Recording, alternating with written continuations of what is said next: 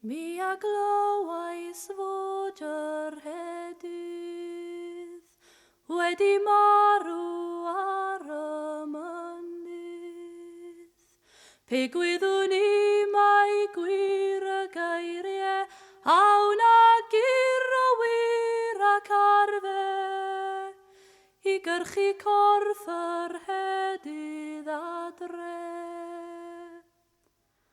Ond chwalu gwau ymysg ei gywion, mae y bradwyr ais i brydion. Mi gymeraf lwyr mawredd, nad yw'n wir ei fod yn gorwedd, a'i fod yno'n llawn dihunedd.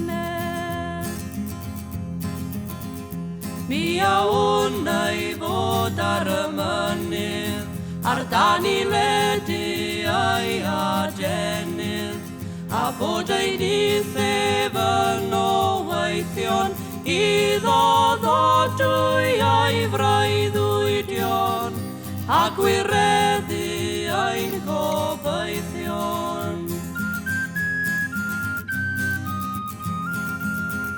Mi a glywais ei fod eisoes wedi dianc gyda'i einioes, ni all adar ysglyfaethus ei hawchio chwimbraw ychus, lwydd o'i ddisgyn ar un hoenus.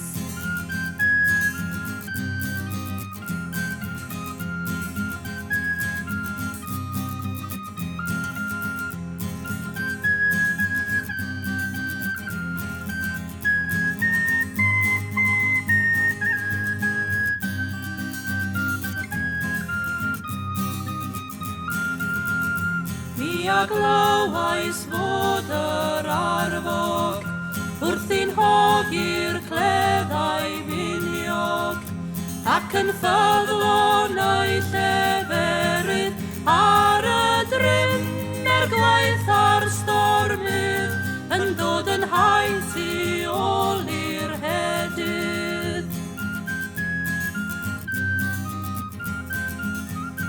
Glywais adlais ei anadlu, ac ar gynnydd mae ei ganu, a dyhau sydd am yr adeg pan ddaw'r hedydd eto'i hedeg, ni a chwynw ni y chwaneg.